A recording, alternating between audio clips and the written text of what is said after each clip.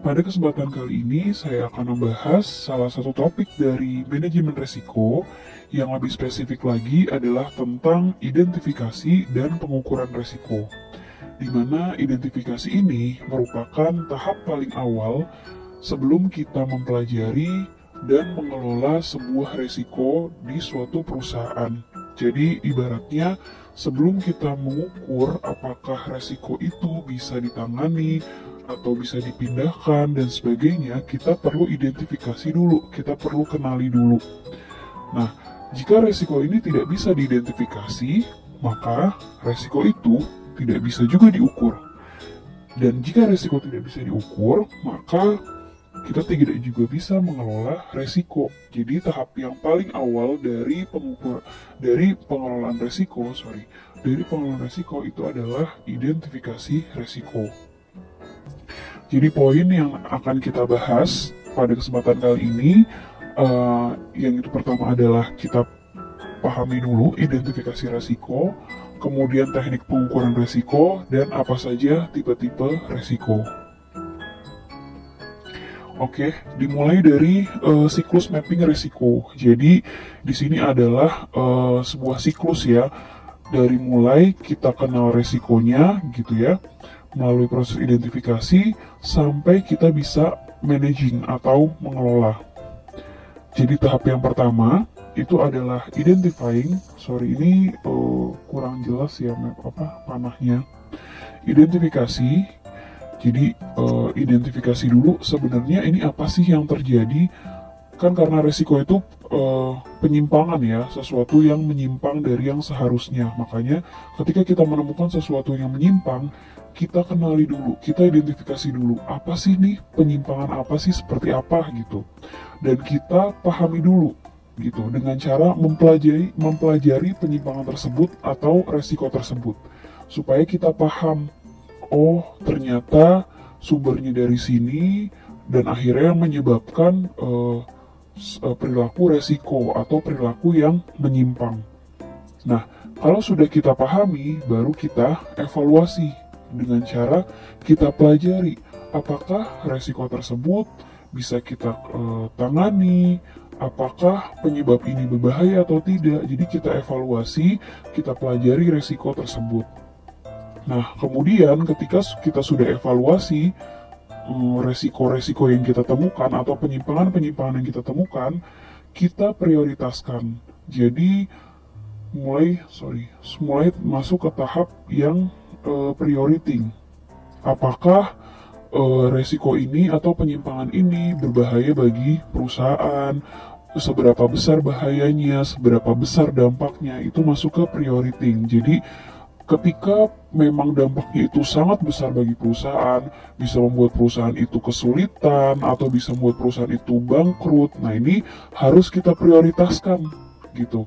Tapi misalnya ternyata yang ditemukan adalah resiko-resiko kecil atau penyimpangan-penyimpangan kecil, nah ini bisa kita istilahnya kesampingkan dulu. Jadi kita prioritaskan memang penyimpangan-penyimpangan atau resiko-resiko yang bisa berdampak sangat berbahaya bagi perusahaan atau bagi kelangsungan hidup perusahaan. Jadi setelah kita pilih dengan cara memprioritaskan yang paling mengancam kelangsungan hidup perusahaan, baru kita kelola. Jadi setelah kita prioritaskan, nah kita pilih resiko-resiko yang menjadi resiko prioritas gitu. Baru setelah itu resiko-resiko prioritas itu kita kelola atau managing di sini. Kita kelola apakah harus dipindahkan, apakah harus ditransfer, apakah harus diterima gitu ya. Kita terima menjadi bagian dari kelangsungan hidup perusahaan, tapi bagaimana caranya supaya kita bisa kontrol gitu. Karena kan ya memang segala sesuatu pasti ada penyimpangan, pasti ada resikonya, ada konsekuensi resiko, dan bagaimana cara kita mengelolanya seperti itu. Jadi kita usahakan kelola dengan cara mentransfer, menerima, dipindah atau dihilangkan atau dihindari atau bisa dicegah dan sebagainya ya. Nah kemudian setelah kita kelola, akhirnya kita revisi lagi nih. Jadi ketika dalam satu periode ternyata perusahaan mengalami resiko sekian, resiko ini, resiko A, B, C, D gitu. Nah, kemudian selama periode berjalan, kemudian periode selanjutnya, kita terus merevisi apakah resiko tersebut akan terjadi terus berulang-ulang atau akan muncul resiko baru. Kalau ternyata di revisiting di sini akan ada muncul resiko baru lagi nih, karena kan sebenarnya zaman itu terus berubah ya, dan pada akhirnya itu bisa menciptakan penyimpangan-penyimpangan baru atau resiko-resiko baru. Makanya kita harus tetap evaluasi, kita kelola gitu ya resiko-resiko tersebut, dan akhirnya kita ulang lagi siklusnya menjadi identifikasi lagi kalau misalnya ternyata ada penyimpangan baru, ada resiko baru, kita pahami lagi, kita pelajari lagi, begitu seterusnya. Nah, itu merupakan siklus dari resiko ya, dimulai dari pengenalan gitu ya, mencari sumber resikonya apa, dipelajari, kita evaluasi, kita prioritaskan mana yang menjadi prioritas yang bisa membahayakan perusahaan, yang di prioritas itu kita kelola dengan baik gitu ya. Lalu kita terus update apakah ada penyimpangan baru di kemudian hari, seperti itu. Nah, selanjutnya di sini ada istilah sekuen resiko ya. Jadi kalau teman-teman pernah dengar atau baru dengar, sekuen itu adalah sekutu peristiwa gitu. Jadi sekuen resiko itu adalah peristiwa resiko. Bisa dibilang juga disebutnya kerugian gitu ya. Nah, di sini ada contoh, di sini saya akan berikan contoh. Jadi sebenarnya apa sih peristiwa dari resiko gitu ya? Dimulai dari kita kenali dulu sumber resikonya gitu. Nah, ini contohnya misalnya adalah resiko kebakaran gitu ya. Misalkan di sini resiko kebakaran. Jadi dimulai dari kita tangkap dulu sumber resikonya apa. Sumber resikonya adalah api, kemudian di sini ada faktor resiko. Faktor resiko itu adalah kondisi yang menaikkan gitu ya, cenderung menaikkan adanya kerugian gitu. Kemungkinan adanya peningkatan kerugian.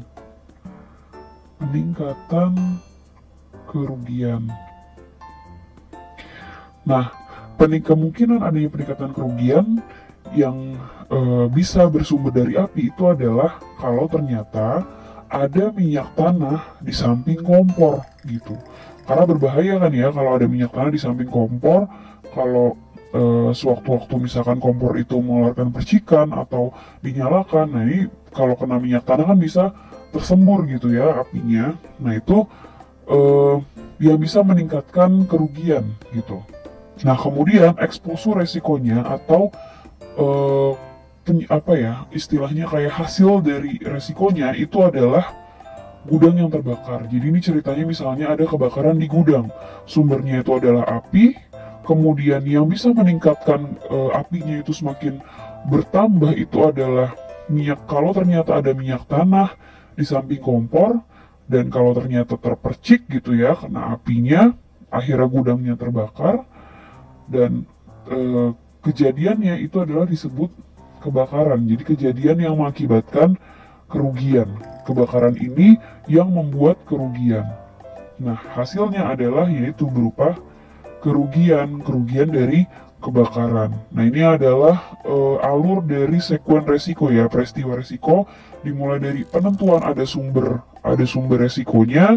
Kemudian sumber resiko yang bisa meningkat gitu, itu adalah faktor-faktor resikonya seperti tadi minyak tanah yang ditaruh di samping kompor, dan akhirnya bisa menyebabkan gudang terbakar gitu, dan akhirnya peristiwa tersebut disebut peristiwa kebakaran dan bisa menimbulkan kerugian. Itu adalah contoh dari peristiwa resiko ya, peristiwa resiko, dan masih banyak lagi. Jadi teman-teman bisa membuat alur sekuen resiko ini dengan contoh-contoh lain gitu.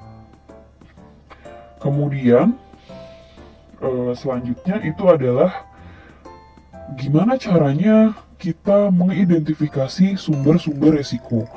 Karena ternyata di sini poin-poinnya ternyata sumber resiko itu bisa muncul dari lingkungan manapun gitu. Nah, di sini ya poin-poin yang saya rangkum adalah sumber resiko itu bisa muncul di lingkungan fisik, lingkungan sosial, politik, hukum, operasional, ekonomi gitu. Jadi sangat sangat luas gitu ya. Sumber resiko itu ada di mana-mana gitu. Contohnya misalnya di sini adalah lingkungan fisik.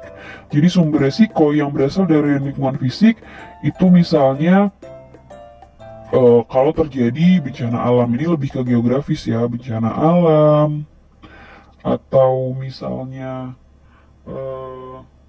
kerapuhan atau kerusakan karena lapuk gitu ya, itu bisa sumber resiko yang berasal dari lingkungan fisik gitu, kerusakan atau lapuk gitu kan. Nah, kemudian sumber resiko yang berasal dari lingkungan sosial itu yang berhubungan dengan sosial masyarakat. Jadi misalkan ada demonstrasi, ada mogok buruh gitu ya, mogok pekerja, ada kerusuhan gitu ya, kerusuhan. Nah, ini kan sebenarnya ada timbul sumber resikonya dari situ gitu kan, yang akhirnya nanti bisa jadi membuat kekacauan, membuat misalkan bangun fasilitas jadi rusak dan sebagainya karena ada kerusuhan, karena ada demonstrasi gitu ya. Nah, ini yang sumber resiko yang berasal dari lingkungan sosial. Nah, kemudian ada lingkungan politik. Jadi misalnya terjadi perubahan perundang-undangan gitu, perubahan peraturan, atau misalkan konflik di antar negara. Nah, itu bisa memicu munculnya sumber resiko gitu ya. Kemudian ada lingkungan hukum.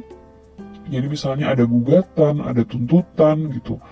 Gugatan, tuntutan. Nah, ini akhirnya tuntutan yang melebar gitu kan, bisa berdampak akhirnya reputasi perusahaan. Kok tuntutan sih? Tuntutan. Nah, kemudian dari lingkungan operasional, misalnya berarti internal perusahaan gitu ya, misalkan ada kecelakaan kerja, bisa jadi akhirnya pegawainya jadi celaka, atau misalnya human error gitu ya, atau misalnya dari kegagalan sistem. Nah, ini sumber-sumber resiko yang berasal dari lingkungan operasional atau internal perusahaan. Kemudian ada lingkungan ekonomi. Nah, misalnya ternyata ada krisis, atau misalnya ternyata ya krisis atau resesi gitu ya, misalnya krisis, resesi, atau misalkan inflasi tinggi. Nah, ini juga bisa memicu adanya resiko dalam hal keuangan, perekonomian, pertumbuhan ekonominya jadi terganggu dan sebagainya gitu. Nah, banyak sekali sumber-sumber resiko yang berasal dari lingkungan yang berbeda-beda. Nah, intinya adalah karena saking banyaknya resiko ini gitu ya, sekarang sangat banyak, dan pastinya perusahaan itu nggak mungkin mengendalikan keseluruhan sumber-sumber resiko yang berasal dari lingkungan yang berbeda-beda ini, maka akhirnya perusahaan itu harus menetapkan prioritas gitu. Jadi mana resiko yang paling mengancam perusahaan, yang paling mengancam atau yang paling menjadi ancaman perusahaan gitu. Kita harus prioritaskan karena nggak mungkin semua resiko atau semua sumber resiko yang ada di lingkungan berbeda-beda itu kita tangani semua, itu nggak mungkin seperti itu. Jadi kita harus tentukan prioritas yang paling bisa membahayakan, yang bisa mengancam perusahaan. Nah, selanjutnya ini adalah teknik-teknik ya untuk identifikasi resiko. Jadi sebelum kita masuk ngukurnya gimana sih gitu, kita bisa identifikasi resikonya melalui berbagai referensi atau berbagai sumber gitu ya. Misalnya kita analisis laporan keuangannya, kita lihat misalnya rekening-rekening yang ada di dalam neraca, apakah ada kesalahan gitu. Atau misalnya kita analisis kira-kira setelah kita membaca laporan keuangan ini, apakah ada resiko-resiko yang bisa muncul gitu ya dari rekening-rekening tersebut. Misalkan kasnya terlalu sedikit, atau dia tidak punya kas sama sekali gitu ya. Kemudian bisa kita analisis juga dari flowchart kegiatan perusahaan. Karena misalnya nih perusahaan itu perusahaan manufaktur gitu. Berarti kan kalau manufaktur itu benar-benar dari proses pembuatan suatu produk gitu ya. Berarti kan bahan-bahan inputnya apa saja kita lihat gitu ya flowchartnya. Dimulai dari bahan-bahan input yang dimasukkan, dibuat, diproduksi sampai menjadi output gitu. Sampai menjadi output, apakah misalkan selama berlangsungnya proses produksi ini kan berarti di proses produksi ya, selama berlangsung proses produksi ini terjadi kerusakan di mesin atau terjadi kecelakaan kerja gitu. Jadi kita analisis flowchartnya, apakah sering terjadi kecelakaan kerja gitu, apakah sering mati ininya mesinnya gitu kan, atau peralatannya, yaitu kita mulai cari sumber-sumber resikonya dengan mengidentifikasi kegiatan perusahaan. Nah, kemudian ada analisis kontrak. Nah, kalau analisis kontrak, kita lihat juga kontrak ininya ya, tertulisnya ya. Jadi sebenarnya harus ada kontrak tertulis di atas kertas. Jadi kalau misalkan ternyata ada supplier yang memang semena-mena mengirimkan barang atau produsen yang mengirimkan barangnya itu tidak sesuai dengan pesanan gitu ya. Jadi kita harus punya kontraknya gitu. Kita analisis kontraknya benar atau enggak, sesuai atau tidak gitu. Kemudian ada statistik kerugian, catatan statistik kerugian. Jadi kita mengacu pada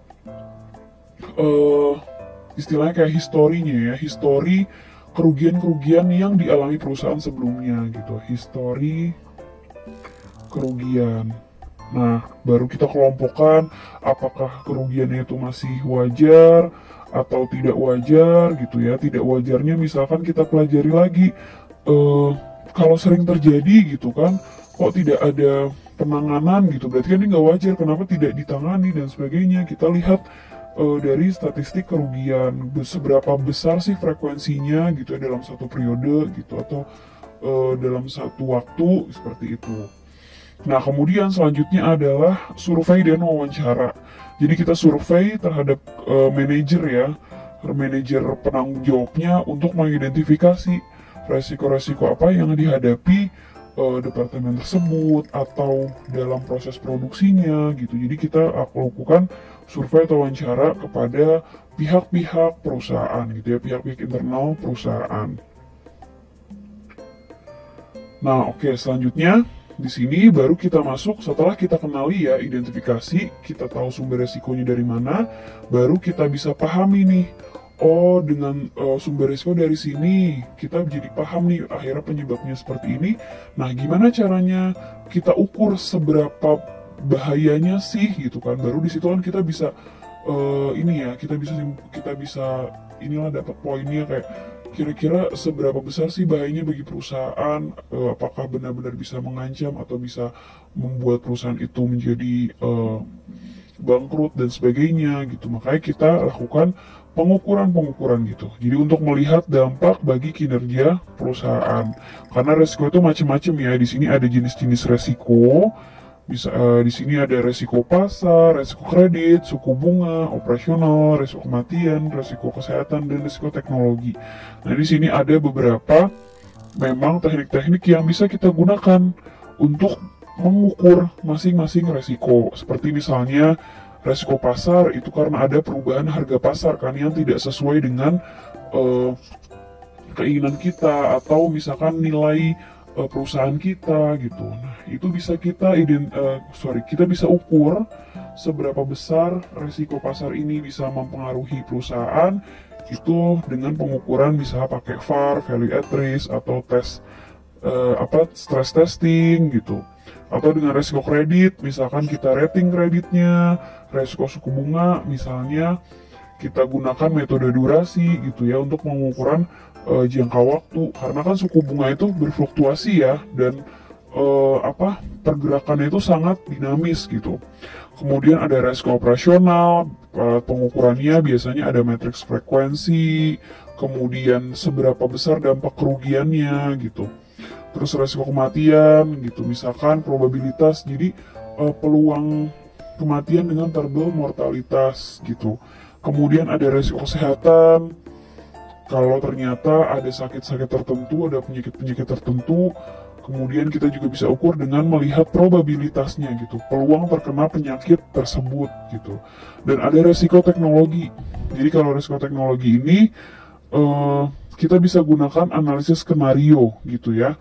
Karena kan teknologi itu semakin berkembang terus-menerus gitu kan, dan pasti akan ada konsekuensinya lah, atau ada penyimpangannya dari kecanggihan atau kemajuan dari suatu teknologi seperti itu. Nah, selanjutnya ini adalah salah satu teknik pengukuran ya yang bisa kita gunakan kalau kita mau melihat sebenarnya kira-kira perusahaan itu suatu perusahaan risiko mana yang perlu diprioritaskan gitu. Jadi berdasarkan matriks, ada yang namanya matriks frekuensi dan matriks signifikansi. Jadi kalau frekuensi itu adalah seberapa sering gitu ya, sering resiko itu terjadi. Jadi seberapa sering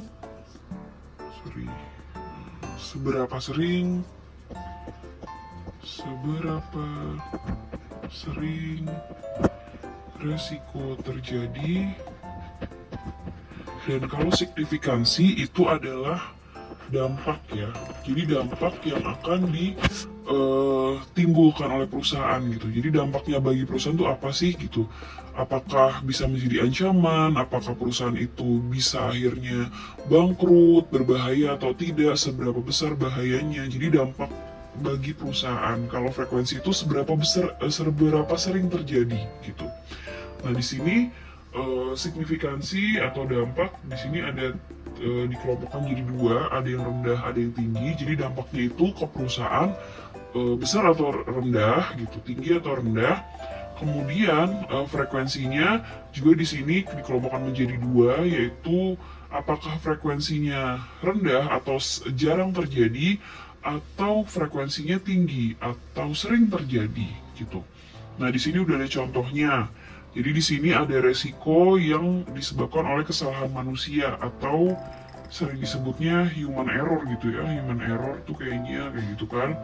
Nah, ternyata human error itu setelah kita gunakan matriks ini, human error itu atau resiko kesalahan manusia itu dikelompokkan pada dampak yang rendah namun frekuensinya itu tinggi. Jadi human error itu misalkan ada kesalahan ketik atau kesalahan input data atau misalnya salah menulis tanggal gitu. Nah, ini sebenarnya mungkin setiap manusia itu pasti pernah melakukan kesalahan, atau pegawai lah setidaknya pernah lah melakukan kesalahan, kesalahan input gitu misalnya ya. Nah, apakah ini langsung membuat besoknya perusahaan itu langsung bangkrut gitu? Kan tidak ya. Jadi makanya pada akhirnya sebenarnya dampaknya itu juga rendah ya, tidak terlalu membahayakan perusahaan gitu ya, walaupun memang itu tetap resiko ya. Dan frekuensinya itu sering terjadi gitu. Kayak tadi paling ya akhirnya perlu diganti, dibuat ulang gitu kan kalau input datanya salah seperti itu. Nah, misalnya contoh lain kayak bencana alam gitu. Nah, di sini saya biar lebih gampang kita kelompokkannya berdasarkan nomor aja ya. Ini nomor 1, nomor 2, nomor 3, nomor 4 gitu. Nah, ini resiko kesalahan manusia itu masuk ke dalam matriks nomor 4 gitu. Nah, misalkan contohnya adalah resiko bencana alam. Nah, kalau bencana alam kan kita tidak bisa memastikan gitu ya kapan terjadi gitu. Dia jarang terjadi gitu. Jadi makanya dampaknya itu rendah gitu ya. Frekuensinya ya. Karena kan kita jarang terjadi ya, maka akhirnya frekuensinya itu rendah. Namun kalau ternyata terjadi misalkan kayak kebakaran, itu dampaknya kan bisa berbahaya, membahayakan perusahaan gitu. Jadi misalnya terjadi kebakaran di gudang, akhirnya barang-barangnya habis, barang-barangnya rusak. Nah, akhirnya perusahaan itu tidak bisa berproduksi. Makanya akhirnya bisa jadi dampaknya bagi perusahaan itu tinggi. Makanya ketika frekuensinya itu jarang terjadi, berarti di sini rendah, dan dampak signifikansinya tinggi, berarti masuk ke dalam matriks yang nomor 1. Di sini resiko bencana alam. Nah, seperti itu ya. Jadi pengelompokan di sini pada akhirnya nanti bisa kita gunakan untuk menentukan prioritas mana yang harus kita kelola dulu nih resikonya gitu. Prioritas resiko. Jadi di sini teman-teman udah menemukan resiko, sumber-sumber resikonya itu apa aja. Misalkan bisa terjadi resiko suku bunga, bisa terkena resiko pasar, terkena resiko apalagi teknologi, atau terkena resiko reputasi gitu. Terkena resiko reputasi gitu kan. Nah, kira-kira masuk di kelompok yang mana dan dampaknya bagi perusahaan itu gimana? Frekuensi itu sering terjadi atau tidak? Karena setiap perusahaan itu pasti punya prioritas resiko yang berbeda-beda gitu. Karena perusahaan misalkan ya perusahaan manufaktur itu pasti prioritas resikonya akan berbeda dengan perusahaan perbankan atau yang bergerak di keuangan gitu, atau perusahaan makan dan minum itu pasti akan berbeda dengan perusahaan otomotif, prioritas resikonya gitu. Jadi teman-teman bisa menentukan masukkan dalam kelompok mana nih, matriks nomor 1, 2, 3, atau 4. Jadi silahkan teman-teman bisa gunakan matriks ini untuk mengilustrasikan, misalkan di perusahaan perusahaan otomotif, kira-kira matriks pengukuran resikonya itu dampaknya masuk ke kelompok rendah atau tinggi gitu, atau ya berdasarkan resiko-resiko yang sudah ditentukan ya. Jadi temuan-temuan yang hasil dari identifikasi tadi seperti itu. Oke, mungkin cukup itu saja pembahasan tentang identifikasi dan pengukuran resiko. Untuk mata kuliah manajemen risiko, kita akan mempelajari dari sejak awal kemarin ya tentang pengetahuan manajemen risiko hingga saat ini kita akan belajar bagaimana usaha yang ada di luar itu bisa berkembang dengan baik, perusahaan-perusahaan bisa meningkatkan laju kinerjanya gitu ya, dengan tidak mengesampingkan potensi-potensi yang berdampak atau merugikan untuk kelangsungan perusahaannya. Baik, kita akan melanjutkan. Ini menu topik kita pada kesempatan kali ini. Ya, yang pertama kita akan berbicara nanti tentang definisi daftar kerugian potensial. Kemudian yang kedua, kerugian apa saja yang mungkin muncul kemudian menjadi kerugian potensial bagi perusahaan. Kemudian yang ketiga, apa yang menjadi perbedaan antara kerugian atas harta, kewajiban kepada pihak ketiga, dan kerugian personil. Jadi nanti kita akan bahas kerugian itu ternyata tidak hanya berdampak pada personil kita saja, tapi juga bisa secara berkelompok, berdampak pada kelompok. Gitu. Baik, ini dia kita masuk apa itu daftar kerugian potensial. Definisinya apa sih sebenarnya? Kegiatan mengidentifikasi risiko akan menghasilkan suatu daftar mengenai kerugian potensial, baik yang mungkin menimpa bisnisnya maupun bisnis apapun. Daftar ini disebut daftar kerugian potensial atau potensial, ya, atau checklist kerugian, identifikasi risiko. Jadi dari daftar tersebut dapat diketahui kerugian apa saja dan bagaimana terjadinya yang mungkin dapat menimpa bisnisnya, sehingga dapat dipakai sebagai dasar dalam menentukan kebijaksanaan pengendalian risiko. Ini untuk pengertiannya.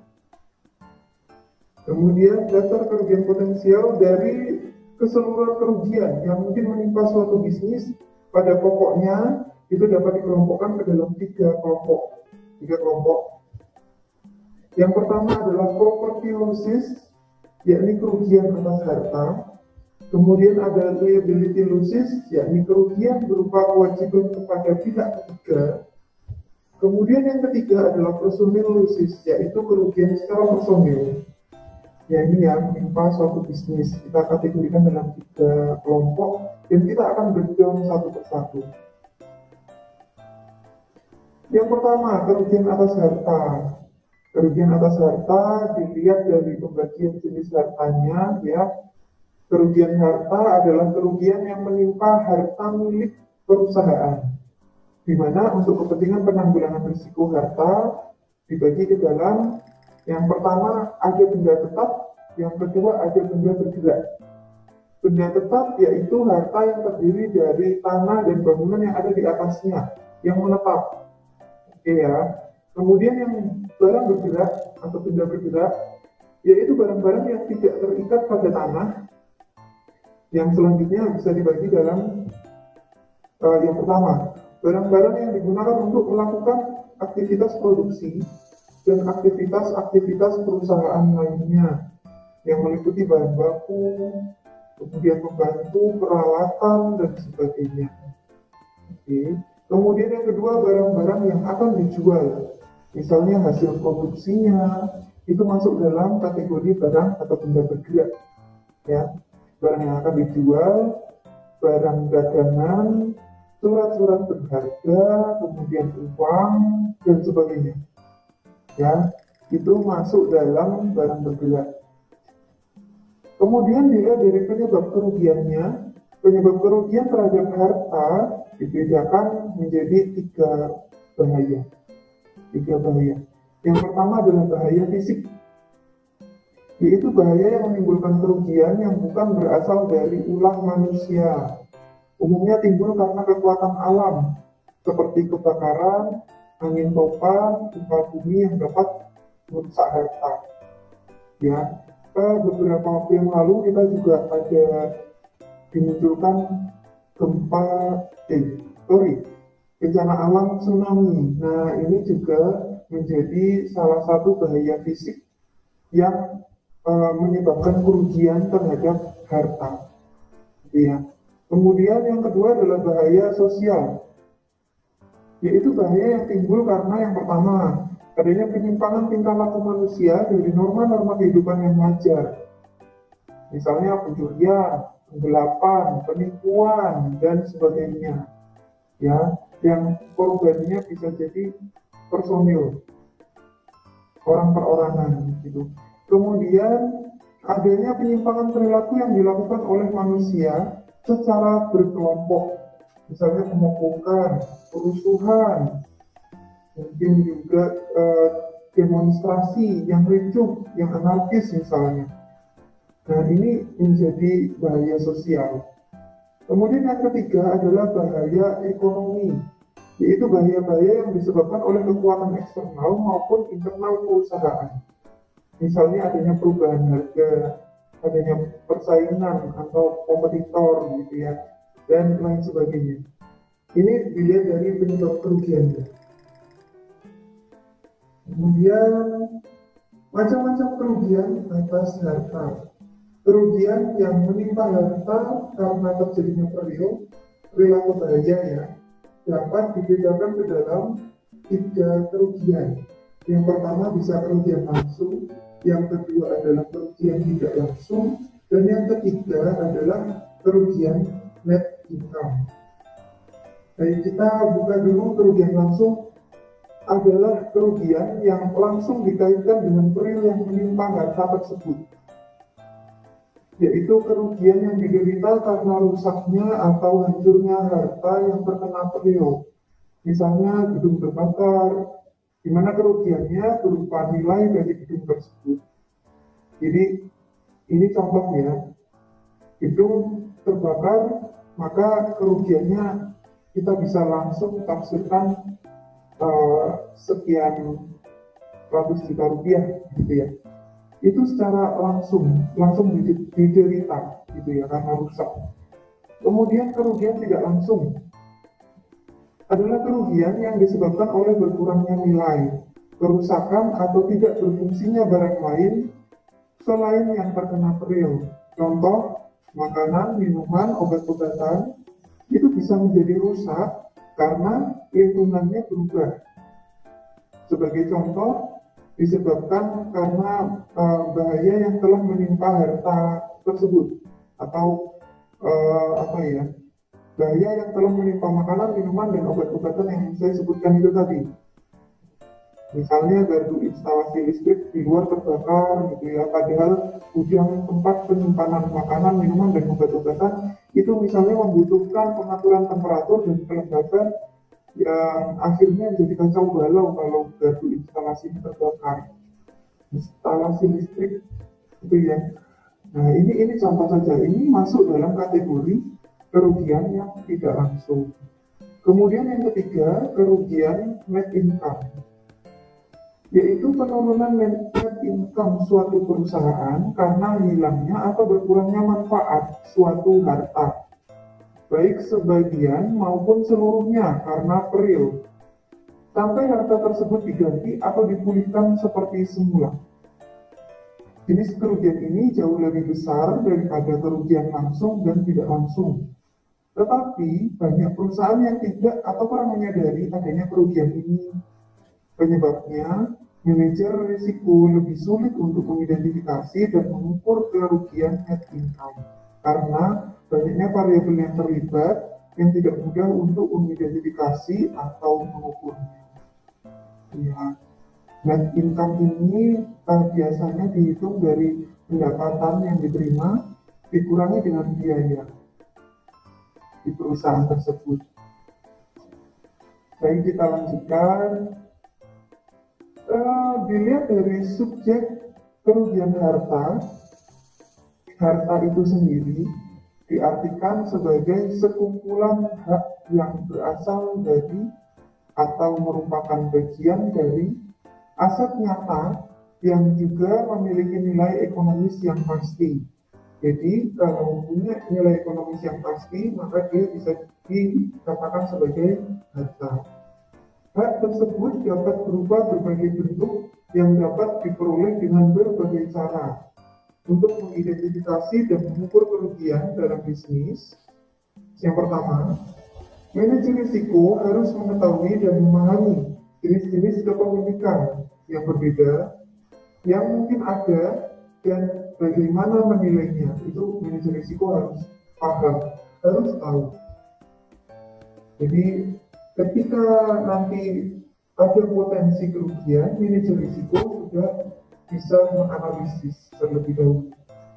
Kemudian yang kedua, bahwa sebagai konsekuensi lebih luasnya dalam pengertian harta dari aset nyata adalah bahwa orang yang dapat menderita atau subjek kerugiannya tidak selalu orang yang memiliki harta tersebut.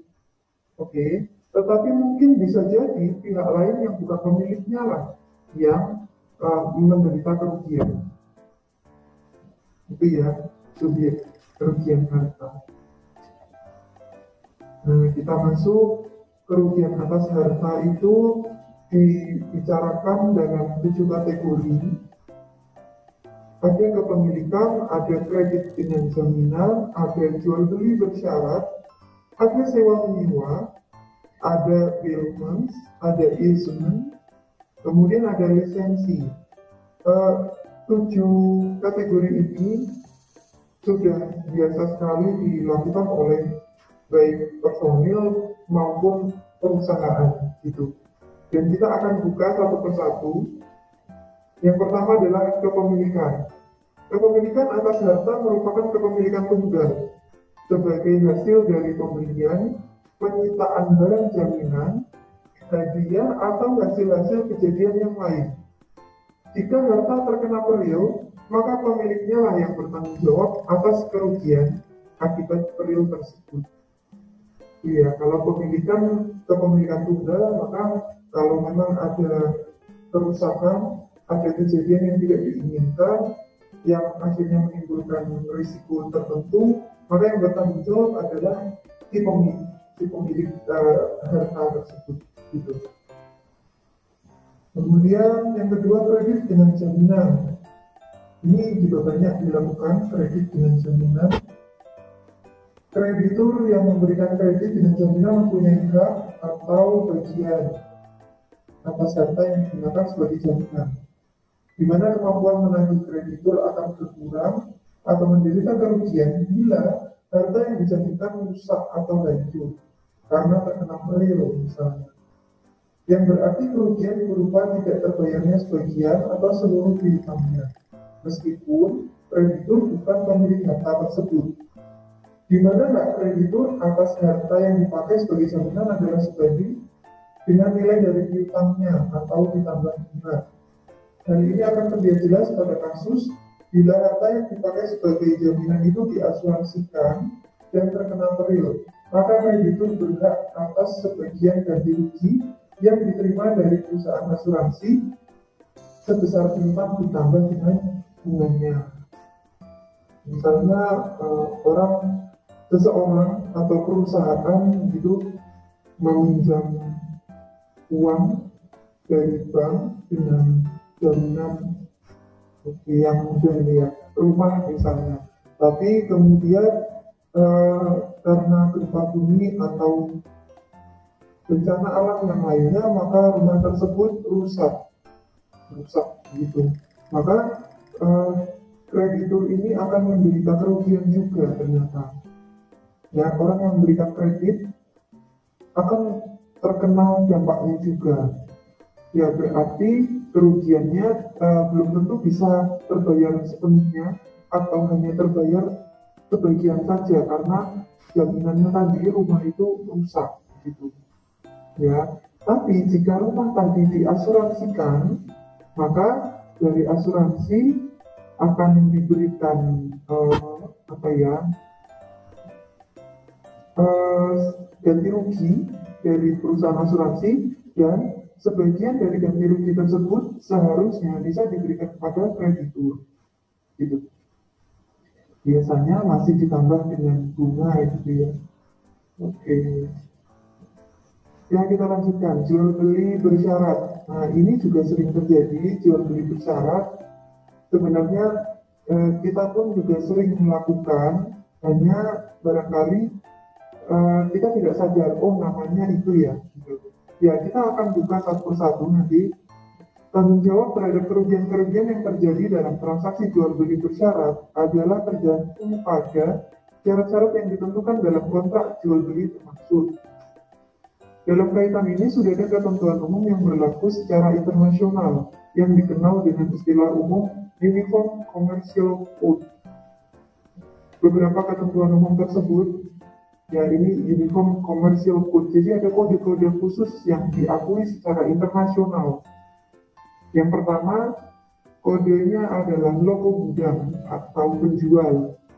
Berarti bahwa segala kerugian yang terjadi sesudah barang keluar dari gudang penjual sepenuhnya menjadi tanggung jawab pembeli. Itu ya. Kalau sudah keluar dari gudang, maka sepenuhnya menjadi tanggung jawab pembeli. Yang kedua, rangko gudang perusahaan bersangkutan. Ini berarti bahwa barang yang sudah menjadi milik pembeli saat barang berada di gudang perusahaan pengangkutan dan ongkos angkut sudah dibayar oleh pembeli. Ini bisa dipahami ya. Ya, barang sudah menjadi milik pembeli saat berada di gudang perusahaan pengangkutan dan sudah dibayar ongkos angkutnya oleh pembeli. Jadi segala kerugian yang terjadi sesudah itu sepenuhnya menjadi tanggung jawab pembeli. Perusahaan pengangkutan bertindak sebagai wakil pembeli. Oke.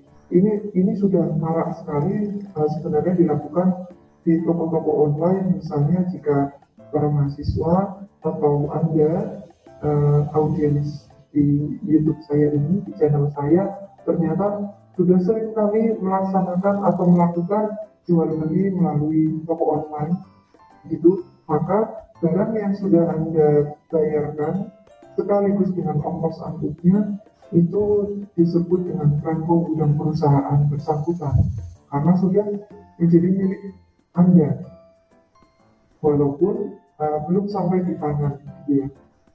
Kemudian yang ketiga, perangko tempat tujuan atau perangko gudang atau pembeli. Berarti barang baru menjadi milik pembeli sesudah diserahkan di gudangnya pembeli oleh perusahaan pengangkutan. Dengan demikian, kerugian yang terjadi sebelum penyerahan menjadi tanggung jawab penjual dan perusahaan pengangkutan bertindak sebagai wakil penjual. Ya, ini sudah disyaratkan terlebih dahulu. Oke, jadi kalau misalnya ada kerugian-kerugian selama barang itu belum diterima tangan oleh pembeli, maka tanggung jawabnya masih ada pada penjual. Kemudian ada yang disebut dengan FAS, gitu ya, free alongside ship.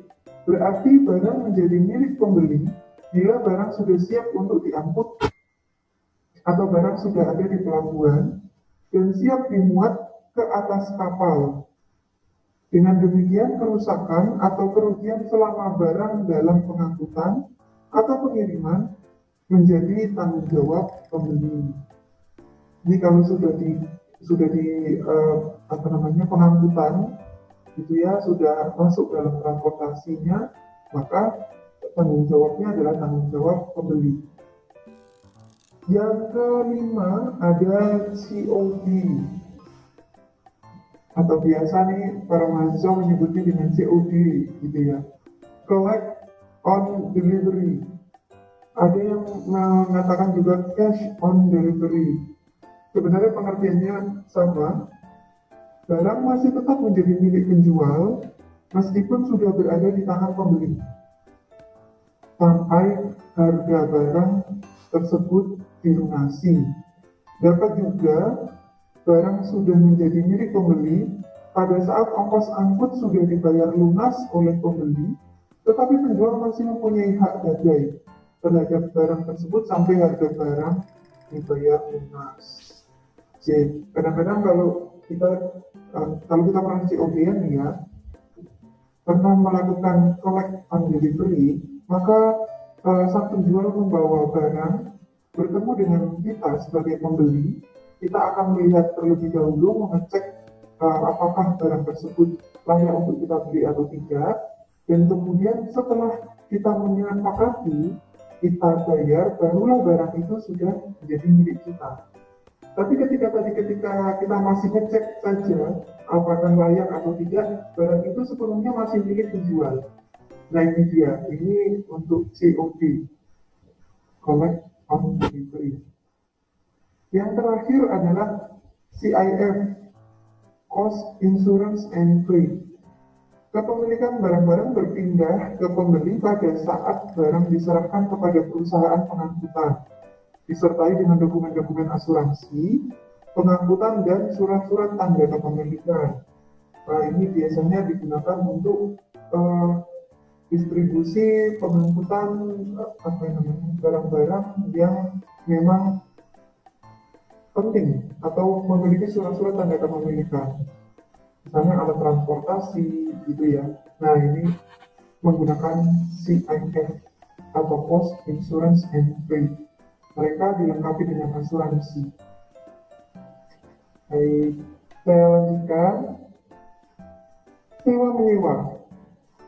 Umumnya penyewa tidak bertanggung jawab atas kerugian harta yang disewa yang terkena peril atau bahaya. Tetapi ada beberapa pengecualian terhadap ketentuan umum ini, yaitu yang pertama, berdasarkan hukum adat, penyewa bertanggung jawab atas kerusakan harta yang disewanya yang disebabkan oleh kecerobohannya. Jadi kalau si penyewa ini ceroboh, maka yang bertanggung jawab adalah sang penyewa. Ya, misalnya kebakaran rumahnya sedang disewa oleh seseorang, gitu, maka kemudian kebakarannya disebabkan oleh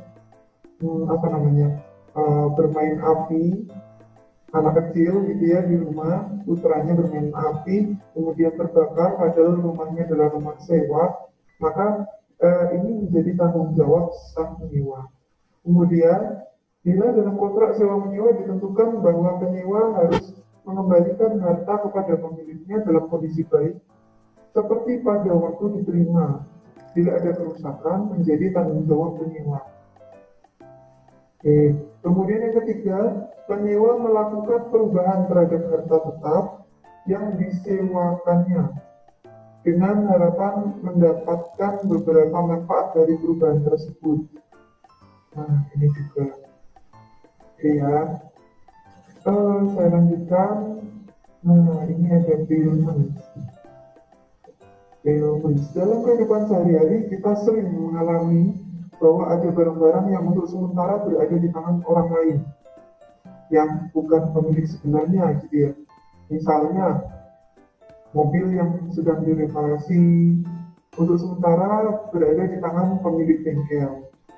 Orang-orang atau badan yang menguasai harta orang lain untuk sementara disebut bailey dan si pemilik barang disebut bailor. Sedang perjanjian antara bailey, saya salah ketik ya. Antara bailey dan bailor disebut bailments, gitu ya. Jadi yang dapat dikategorikan sebagai bailey adalah termasuk bisnis-bisnis yang mengerjakan barang milik orang lain. Tanggung jawab terhadap kerugian akibat peril tersebut tergantung pada isi perjanjiannya atau bailmentnya. Tetapi meski bagaimanapun juga, bailey bertanggung jawab terhadap kerugian harta yang sementara ada di tangannya. Karakteristik dari hubungan ini, yang pertama, identitas harta atau bukti kepemilikan masih ada di tangan bailor. Kemudian yang kedua, kepemilikan atau penguasaan harta untuk sementara berada di tangan bailey. Dan yang ketiga, pemindahan kepemilikan atau penguasaan kepada orang lain dari harta harus merupakan pemindahan posisi dari seorang bailey dan harus dapat persetujuan dari bailor. Begitu. Ini untuk bailments. Ini dia tanggung jawab terhadap harta yang untuk sementara berada di bawah kekuasaan bailey. Hukum menentukan 3 macam kategori. Yang pertama, bila penyerahan atau bailment tersebut untuk kepentingan bailor dan bailey tidak mendapatkan kompensasi apapun atas pemeliharaan dan pengamanan harta tersebut, maka bailey tidak bertanggung jawab kepada kerugian harta tersebut. Yang kedua, bila penyerahan tersebut untuk kepentingan bailey, di mana bailey dapat meminjam dan memanfaatkan harta tersebut untuk sementara waktu tanpa kompensasi apapun kepada bailor, maka bailey tidak bertanggung jawab atas kerugian harta yang bersangkutan. Yang ketiga, penyerahan tersebut untuk kepentingan kedua belah pihak dan kedua belah pihak mendapatkan manfaat dari penyerahan tersebut, maka kerugian terhadap harta yang diserahkan menjadi tanggung jawab kedua belah pihak. Itu ya. Nah, kita lanjut. Ada yang disebut dengan easement, yakni hak bagi seseorang untuk memanfaatkan harta yang bukan miliknya dari hak penggunaan tersebut diakui oleh pemiliknya. Maka bila terjadi kerugian atas pemanfaatan harta tersebut menjadi tanggung jawab orang yang memanfaatkan atau pemakai. Hak ini biasanya diperoleh melalui sebuah perjanjian atau akta yang disebut prescription, ya, easement. Kemudian ke lisensi ini adalah hak istimewa yang diberikan oleh pemilik harta kepada pihak lain untuk menggunakan harta tersebut bagi suatu tujuan yang spesifik. Bila terjadi kerugian akibat penggunaan tersebut, kerugiannya menjadi tanggung jawab pemilik atau bisa juga menurut perjanjian. Oke, kita lanjutkan tentang bagaimana menghitung nilai kerugian. Ada beberapa ukuran dasar untuk melakukan penaksiran kerugian yang telah terjadi. Metode atau ukuran dasar tersebut yang pertama, biaya yang sesungguhnya dari harta nilainya tergantung pada kondisi pasar saat dilakukan pembelian. Kelemahannya, penilaian tidak mencerminkan perubahan teknologi. Itu ya, ukuran dasar yang pertama. Kemudian yang kedua adalah dilihat dari nilai buku, yakni nilai harta pembelian dikurangi dengan penyusutan. Kemudian ukuran dasar berikutnya adalah dari nilai taksiran pajak. Nilai yang diberikan petugas pajak pada waktu menetapkan pajak perseroan.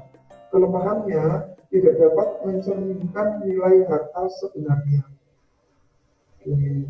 Yang keempat, biaya memproduksi kembali, memperbaiki atau biaya penggantian harta agar kembali seperti semula.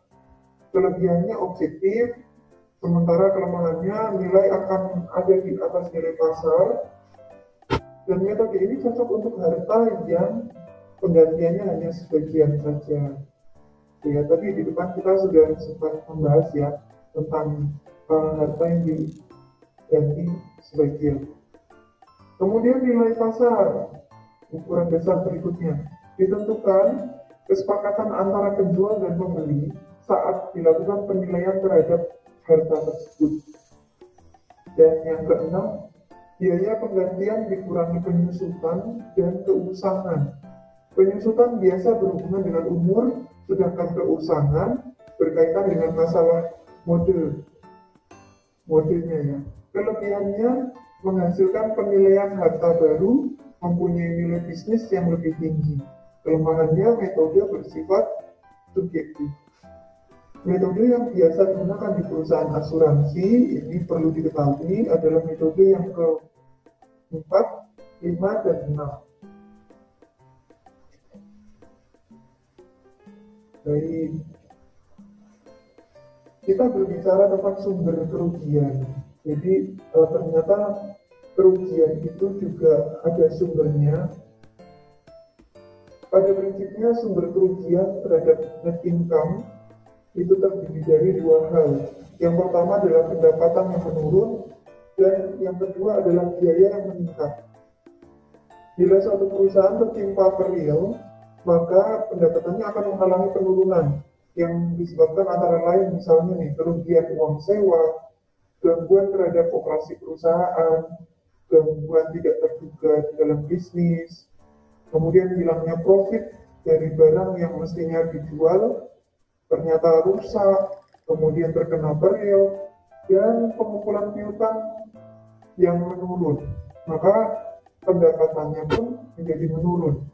Ini menjadi sumber kerugian pada sebuah perusahaan gitu ya. Kemudian biaya meningkat bila suatu perusahaan terkena peril, maka mengakibatkan kenaikan beberapa jenis biaya. Misalnya kerugian nilai sewanya, kemudian mengeluarkan biaya ekstra. Katakanlah misalnya tadi ada contoh gedung terbakar, maka untuk bisa bangkit kembali, biaya yang ditimbulkan otomatis akan semakin tinggi untuk membangun kembali, untuk menyediakan sarana dan prasarana kembali, ada biaya ekstra di dalamnya. Kemudian pembatalan kontrak sewa yang bernilai tinggi, dan hilangnya manfaat yang diakibatkan oleh perbaikan atau perubahan yang dilakukan penyewa harta yang disewa yang mengalami kerusakan. Oke, ini adalah sumber kerugian net income. Tanggung jawab atas kerugian pihak lain.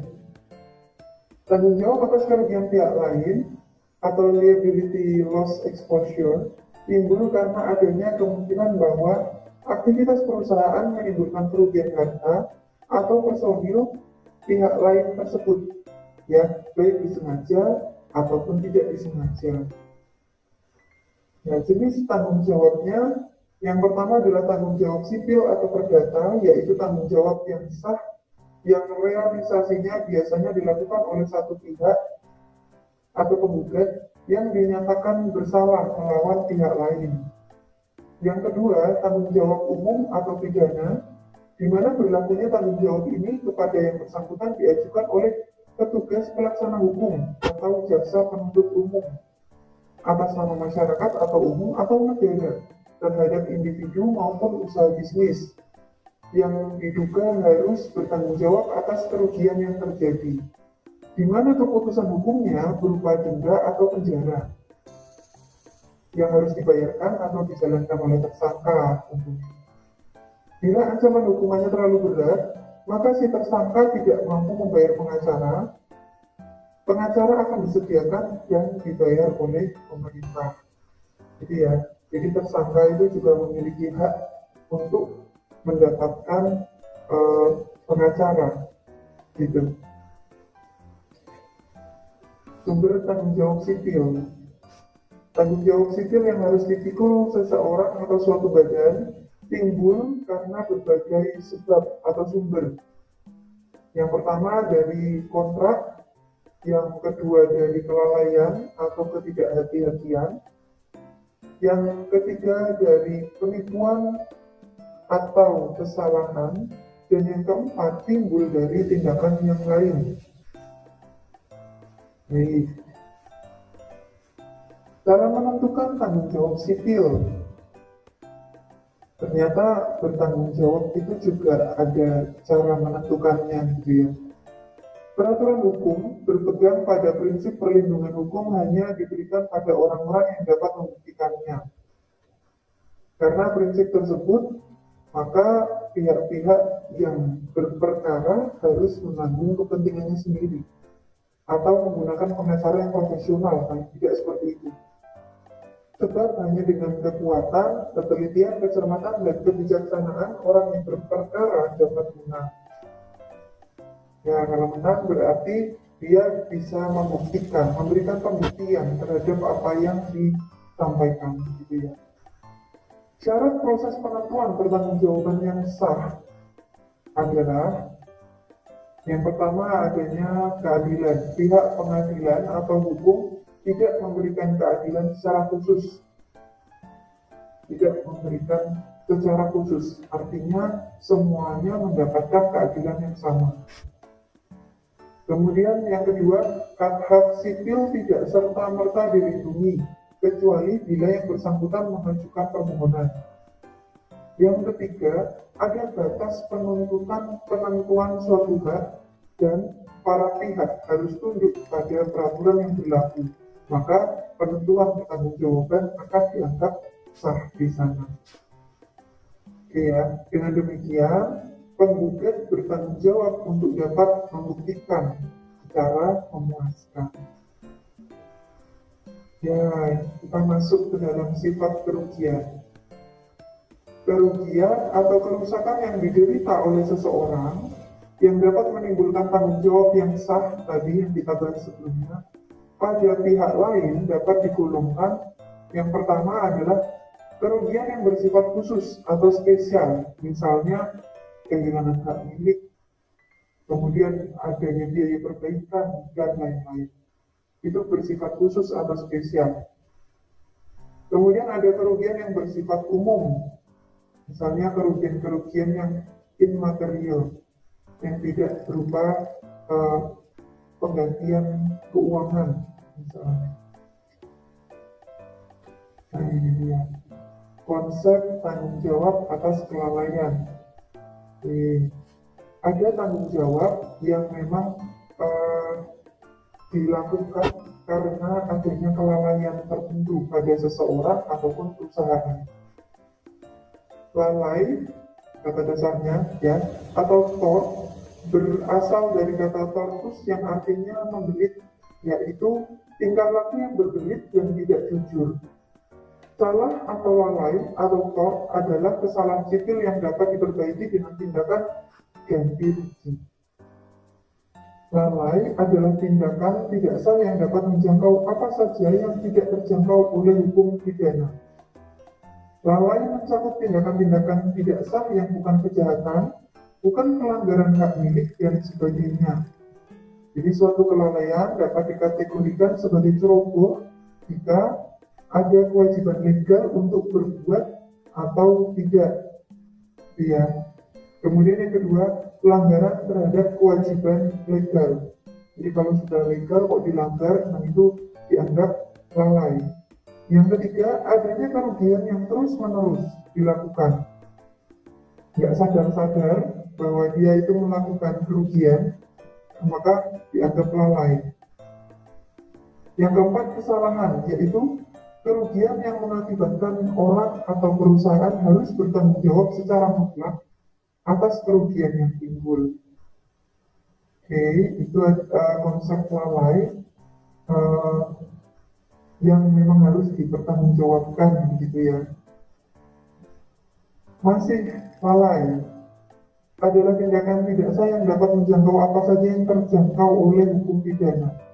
Kesalahan ini dapat diperbaiki dengan ganti rugi, dibedakan menjadi dua, yakni lalai dengan sengaja dan lalai yang tidak disengaja.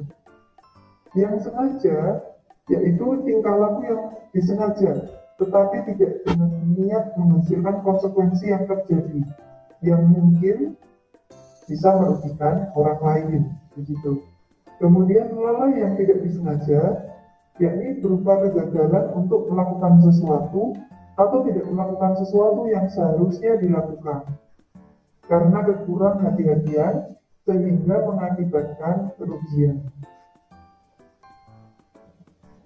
Baik, ternyata risiko, kemudian pertanggungjawaban, bahkan lalai itu juga dapat dilakukan pembelaan. Tergugat dapat membela diri bahwa dia tidak bertanggung jawab terhadap kerugian yang telah terjadi. Itu diperbolehkan. Pembelaan atau kebebasan bertanggung jawab pada prinsipnya hanya mungkin bila menyangkut tiga hal. Hanya diizinkan jika yang pertama adanya asumsi risiko, bahwa si penuntut sudah mengetahui risiko yang dihadapi berkaitan dengan hal yang berhubungan dengan tergugat. Kemudian membandingkan sumbangan dari kesembronoan terhadap kerugian, berlaku bila tergugat dan penggugat sama-sama sembrono. Kemudian yang ketiga, lembaga-lembaga pemerintah dan institusi yang bersifat sosial, prinsip petugas pemerintah dan institusi sosial mempunyai kekebalan terhadap kewajiban mengganti kerugian yang diderita pihak lain akibat perbuatannya dalam menjalankan tugas. Itu tadi pembelaan. Kemudian tanggung jawab yang berhubungan dengan orang lain atau pihak ketiga. Tanggung jawab terhadap tindakan yang berhubungan dengan orang lain yang seakan dilakukan sendiri mencakup yang pertama, tanggung jawab yang timbul karena tindakan karyawannya sendiri. Sampai seberapa jauh tanggung jawab majikan terhadap tindakan karyawannya tergantung tingkat pengawasan yang dilakukan perusahaan tersebut. Kemudian yang kedua, tanggung jawab yang timbul karena hubungan kontrak atau kerjasama antara pelaku dan perusahaan. Tanggung jawab terhadap kontrak. Perbuatan yang merugikan yang berkaitan dengan pelaksanaan suatu kontrak dikategorikan sebagai pelanggaran.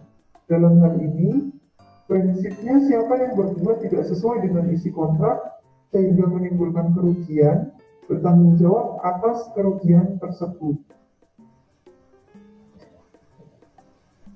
Tanggung jawab menurut undang-undang atau peraturan. Ya, semua negara tentu membuat peraturan ya tentang tanggung jawab dan tindakan tertentu yang jika itu merugikan orang lain, maka dibuatlah satu ketentuan-ketentuan. Ada hukum penjualan, ada tanggung jawab orang tua terhadap kenakalan anaknya, ada juga tanggung jawab pemelihara binatang. Ya, ini contoh-contoh tanggung jawab menurut undang-undang atau peraturan. Nah, kita masuk seluk-beluk tanggung jawab dan masalahnya. Sebenarnya ini ada 6 macam yang saya tambahkan sedikit gitu ya. Yang pertama adalah tanggung jawab yang muncul dari kepemilikan real estate. Ya. Kemudian tanggung jawab yang muncul dari gangguan terhadap pribadi atau masyarakat. Yang ketiga, tanggung jawab yang muncul dari penjualan, pembuatan, dan distribusi barang atau jasa. Kemudian ada tanggung jawab yang muncul dari hubungan fidusial. Yang kelima adalah tanggung jawab para profesional. Dan yang terakhir, tanggung jawab yang muncul karena penggunaan kendaraan bermotor. Ini masalah-masalah yang sebenarnya terjadi di lingkup masyarakat kita, gitu ya. Beluk-beluk tanggung jawab dan masalahnya. Tanggung jawab yang muncul dari kepemilikan real estate. Ya, tanggung jawab pemilik real estate kepada orang yang berkunjung ke real estate-nya tergantung pada status dari pengunjung pada saat melakukan kunjungan yang dapat dibedakan ke dalam yang pertama adalah pelanggar, pemilik izin, dan pengunjung. Pelanggar yaitu orang yang tidak berhak masuk ke real estate-nya orang lain begitu ya, yang masuk tanpa diundang. Maka dari itu pemilik real estate tidak bertanggung jawab atas kerugian yang diderita oleh pelanggar tersebut, kecuali jika pemilik mengenal pelanggar. Kemudian kecuali yang kedua dalam kaitannya dengan doktrin gangguan yang berkaitan dengan anak-anak. Kemudian yang kedua pemilik izin, yaitu mereka yang diizinkan masuk ke real estate tanpa ada hubungan kontrak atau bisnis dengan pemilik. Artinya tidak untuk mencari keuntungan bagi kedua belah pihak. Dan yang ketiga pengunjung, yaitu orang yang datang berkunjung untuk berbisnis dengan pemilik real estate. Pemilik real estate bertanggung jawab penuh atas kerugian yang diderita pengunjung sebagai akibat kondisi real estate-nya.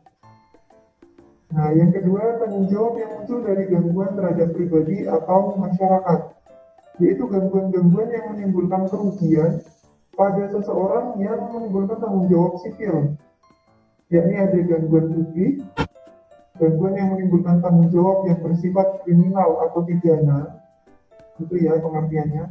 Dan yang kedua adalah gangguan pribadi, yaitu gangguan yang menimbulkan kerugian pada seseorang, yang menimbulkan tanggung jawab sipil atau pribadi. Nah, ini yang ketiga. Tanggung jawab yang muncul dari penjualan, pembuatan, dan distribusi barang atau jasa adalah kewajiban legal yang melibatkan janji dan kewajiban dari penjual sesuai dengan penjualan barang atau jasa. Hal ini meliputi pelanggaran terhadap garansi yang muncul dari kontrak penjualan yang mencakup. Pertama, garansi baik yang eksplisit maupun yang implisit. Yang kedua, kondisi di mana pembeli mempunyai kesan atau dapat mengidentifikasi bahwa barang yang dibeli dapat memenuhi tujuan pokoknya. Kemudian yang ketiga, jaminan terhadap kualitas minimum tertentu. Selanjutnya, tanggung jawab yang muncul dari hubungan fiduciar didasari kepercayaan. Dalam hubungan ini, ya, pemegang fiduciar bertanggung jawab penuh atas kepercayaan yang diembannya. Contohnya tanggung jawab Dewan Direktur dalam mengelola aset perusahaan untuk kepentingan pemegang saham misalnya, meliputi perawatan dan kesetiaan. Kemudian ada tanggung jawab para profesional berkaitan dengan kemasyhuran dan keahlian yang dimiliki dalam pengetahuan khusus sebagai keahliannya. Para profesional bertanggung jawab terhadap kerugian akibat dari penerapan keahlian mereka. Dan yang terakhir, tanggung jawab yang muncul karena penggunaan kendaraan bermotor, yaitu tanggung jawab atas kerugian-kerugian yang timbul akibat kecelakaan kendaraan bermotor yang bertanggung jawab bias. Yang pertama ada pengemudi yang bertanggung jawab terhadap kerugiannya apabila kecelakaan itu akibat kesembronoannya. Dan yang kedua, pemilik kendaraan atau majikan, yaitu apabila pada saat terjadi kecelakaan, pengemudi bertindak atas suruhan dari pemilik atau majikan. Ya, baik. Nah, ini adalah bahasan kita yang terakhir tentang tanggung jawab atas kerugian personil. Perusahaan harus bertanggung jawab terhadap kerugian personil, baik yang menimpa karyawannya maupun keluarga dari karyawan yang bersangkutan. Nah, yang akan dibahas di sini adalah alasan perusahaan memperhatikan kerugian personil, kemudian ada hubungan majikan dengan karyawan, ada kategori tanggung jawab terhadap kerugian personil, dan kerugian yang menimpa perusahaan itu sendiri. Kita buka satu persatu. Alasan perusahaan memperhatikan kerugian personil adalah Yang pertama, untuk menarik dan mempertahankan karyawan yang berkualitas tinggi. Yang kedua, untuk meningkatkan moral dan produktivitas karyawan.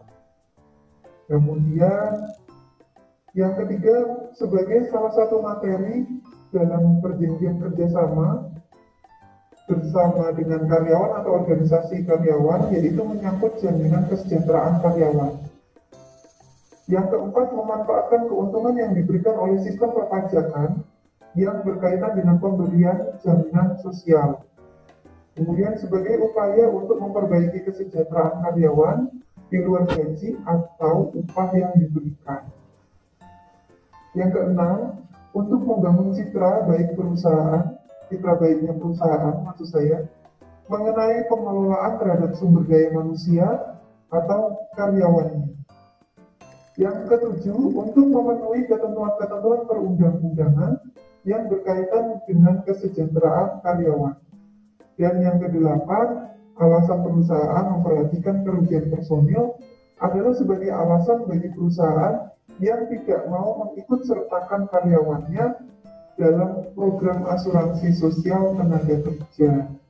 Maka perusahaan biasanya benar-benar memperhatikan kira-kira kerugian personilnya itu apa. Hubungan majikan dengan karyawannya, perhatian yang diberikan oleh perusahaan terhadap kerugian yang diderita oleh karyawan pada hakikatnya merupakan salah satu alat untuk memelihara dan membina hubungan yang baik atau harmonis antara perusahaan atau majikan dengan karyawannya. Jadi, dengan memperhatikan kesejahteraan karyawan akan meningkatkan keuntungan perusahaan. Sebab mereka akan berusaha meningkatkan produktivitas kerjanya. Maka hubungan antara majikan atau atasan dengan bawahan atau karyawannya itu sebaiknya diperhatikan dengan seksama sehingga mampu meningkatkan keuntungan perusahaannya. Kategori tanggung jawab terhadap kerugian personil. Tanggung jawab terhadap kerugian personil dapat dibagi ke dalam dua kategori. Yang pertama adalah kerugian personil yang berkaitan langsung dengan aktivitas perusahaan. Yang kedua, kerugian personil yang tidak ada kaitan ataupun kalau ada ya secara tidak langsung dengan aktivitas perusahaan. Kemudian, kerugian personil yang tidak ada kaitan ataupun kalau memang ada secara tidak langsung dengan aktivitas perusahaan, ini misalnya nih ya, karyawan dan keluarganya dihadapi risiko kerugian potensial dari menurunnya kemampuan memperoleh pendapatan dan meningkatnya pengeluaran yang tidak terduga. Misalnya satu keluarga pekerja ini punya peningkatan pengeluaran yang tidak terduga. Ada keluarga yang meninggal, ada kesehatan yang menurun, keluarganya sakit, atau dirumahkan misalnya karena COVID, gitu ya, pengangguran, belum bekerja, atau bahkan karena sudah usia tua dan sudah harus pensiun, gitu. Nah, kemudian dalam rangka pengelolaan sumber daya manusia yang baik, perusahaan berkewajiban yang pertama adalah melengkapi tempat kerja dengan syarat-syarat atau sarana guna menjaga keselamatan kerja yang layak. Kemudian yang kedua, memperhatikan sifat fisik dari karyawan yang dikaitkan dengan keselamatan kerja. Dan yang ketiga, menghindarkan karyawan dari keadaan bahaya. Ini ya, kewajiban dari perusahaan. Kemudian ada 4 macam ganti rugi sebagai wujud tanggung jawab perusahaan terhadap karyawan. Tidak lepas ya dari tugas perusahaan yang bertanggung jawab terhadap kinerja karyawannya, maka perusahaan juga memberikan satu ganti rugi. Yang pertama adalah pemeliharaan kesehatan, yaitu pengobatan untuk sakit yang diakibatkan oleh pekerjaan yang dilakukan. Kemudian ada santunan terhadap cacat yang diterima karyawan akibat kecelakaan kerja. Ada juga santunan kematian, yaitu untuk karyawan yang meninggal karena kecelakaan kerja. Dan yang keempat, adanya biaya rehabilitasi, yaitu biaya yang diperlukan untuk pemulihan kesehatan maupun keterampilan yang menurun akibat kecelakaan kerja. Kerugian yang menimpa perusahaan itu sendiri. Jadi kerugian personil itu tidak hanya berlaku pada karyawan secara personil saja, tapi juga bisa menimpa satu perusahaan itu sendiri. Diklasifikasikan ke dalam 3 kriteria. Yang pertama adalah key person losses, yaitu kerugian akibat kematian atau ketidakmampuan seseorang yang mempunyai posisi kunci dalam menentukan keberhasilan dan kelancaran operasi perusahaan.